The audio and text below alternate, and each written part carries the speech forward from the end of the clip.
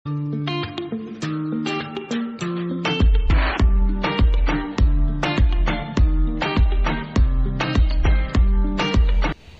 guys, hello. I'm now here in front of the stadium, the football stadium here in San Siro. I'm now in the back, as you can see. Dito po inaano ang mga football, mga calcio. As of now is closed po siya. Ayan. Bali, meron din po siyang museo, yung mga tag doon, kung saan mo makikita yung mga per team, yung mga uniform, kung ano-ano doon sa gitna, ayun, doon may bilihan po ng ticket doon para sa museo. Alas 10 po ata ang simula, so maya pa po ng konti.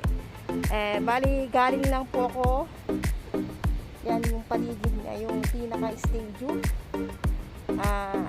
Nagpunta po ako dito using the bike of my sister. Ayan, as you can see, Ferrari color, white and red. Tinetest ko po siya So, umikot-ikot na lang po muna ako dito sa may San Siro. Ayan. Ayan po siya. Laki po siyang parking area kasi kapag meron pong laro dito is mapupuno po ito. Bali marami po siyang gate. Bali nandito po tayo sa tapat ng ingreso entrance 9, 8, and 7, and 10.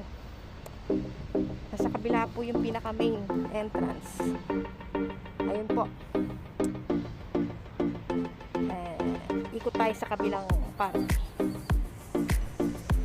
We are here in other side. Entrance 11, 12, and 13. Yan. Bali, accessible naman po siya sa mga public transpo using tram 16 o kaya yung metro na red, color red or color violet, and then buses, pwede po 80, ganon. Pwede kayo sumakay ng bus 80, pero mas komodo po siya sa metro o kaya sa tram 16, kasi ang tram 16 doon na po mismo yung baba nyo sa harap. Yan po yung kapulin niya. Ano ba yung English ng kapulin niya? Yung pinaka last station niya. Lahat naman po dito ng tourist spot is accessible sa lahat ng public transport. Maganda po rin siya sa gabi kasi puno rin po siya ng ilaw, as in kita nyo. Kapag nasa mataas kayong building, kita nyo rin naman po itong stage na ito. Ayun yung bus 80, kadadaan lang, ikot. Kung ano po, pwede kayong maglakad-lakad. Sabi ba, lulusutin nyo dito, lakad. Tuntun nyo lang. Madali lang naman po siyang tuntunin. Kasi meron kayong landmark. Kita nyo agad yung stadium. So, ikot po tayo sa kabila uli. Pakita ko po uli sa inyo. Yan po yung sinasabi kong tram 16. Yang pong parating na yan. Nakikita nyo. Bali, dyan po siya maglalas station, tas hihintay uli ng pasahero, papunta uli sa sentro. Yan, tram 16 San Siro. Yan, kita nyo yan. Yan yung tinatawag na tram 16 dito. So, yung bus naman po, ayun, dun ayun, doon sa street na yun, doon lulusot yung mga palikong mga bus 80, bus 78, ganun po. So, dito tayo sa kabilang parte. I'm using only bike. Ayan, nakabike lang po ako. Yun po. So, ikot lang tayo dito. So, yan. Entrance 15 naman po tayo, 14. Ayan. Kung makikita nyo naman po yung mga design dyan sa wall is Milan and UV. Dalawang koponan, dalawang team po yan na magkalaban. Yan. Ikutin natin ang paligid. Yan, nagbabike lang po ako.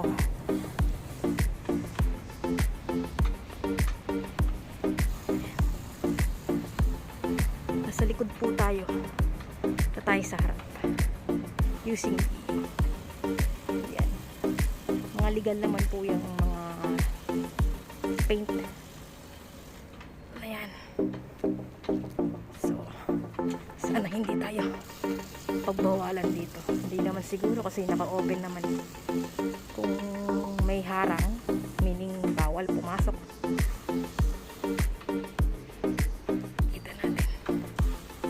First time ko rin naman po siyang ikutin tong buong paligid. Pero usually po, dun sa kabila side, kapag meron pong minsan yung color run, dito po ginanap. Ewan ko kung ilang beses na po ginanap dito yung color run.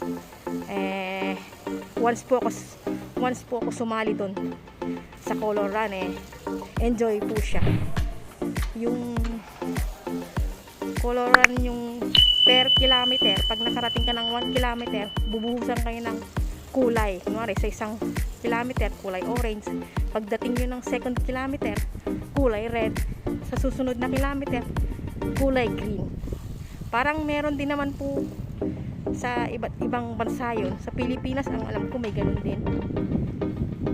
Once in a year nangyayari yun. Last year ata hindi dito sa mismong Milano, sa Monza ata ginanap. Kung saan nung nagmas si Pope dito, dun sa area na yun. Sa likod po tayo. Likod natin ang paligid. So,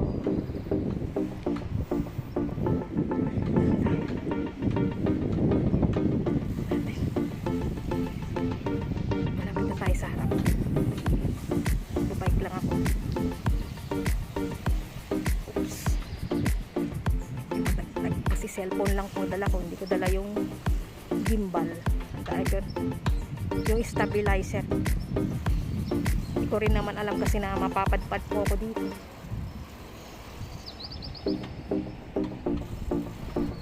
Yan po, bali nasa harap na po tayo. Ingreso 1, entrance 1 po tayo. Yan, may mga kainan din naman. Yan. Mga bilihan ng soft drinks, pinapay, kanina. Ito po sa entrance 1. Yan tayo, entrance 1. Dadaanan, mapakita ko yung bilihan ng ticket ng Museo.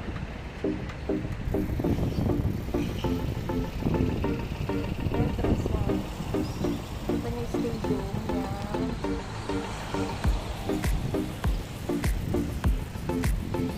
May nakapark na Flixbus. Yan po yung murang bus, public bus, na kung saan nakakarating yan. Kung sa iba-ibang lugar ng Italia, basta mag-prenotate lang po kayo dyan.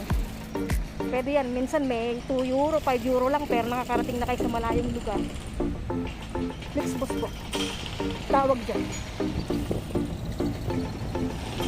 Ayan.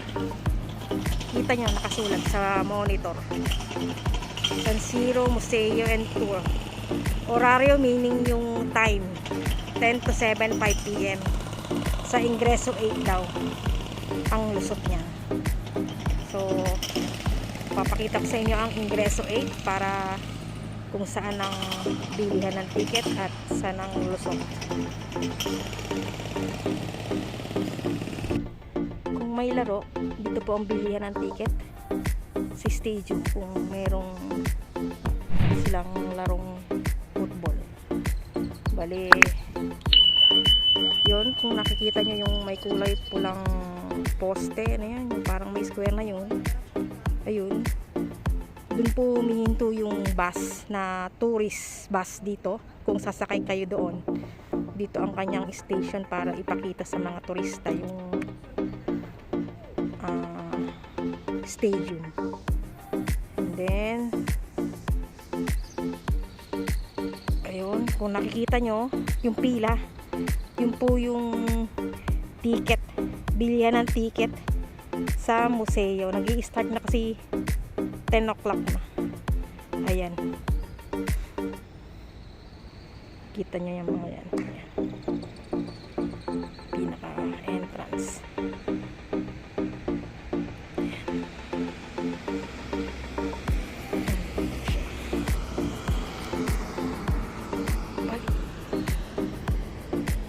Siguro sa hapon is mas maraming tao siguro, hindi ko sure na bibisit dyan sa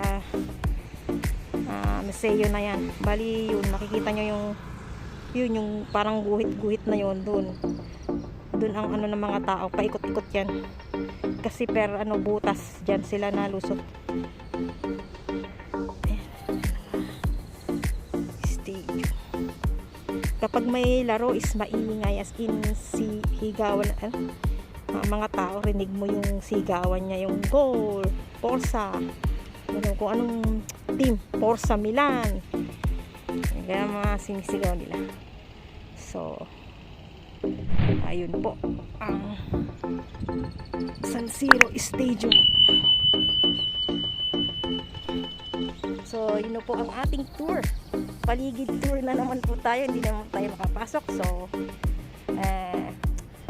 thank you for watching. Please don't forget to subscribe to my channel para ma-update kayo sa bago na naman pong i-upload kong video. I-click nyo po yung notification para updated kayo po. So please don't forget to subscribe, like, share, and comment po. Bye bye po. Stay safe everyone.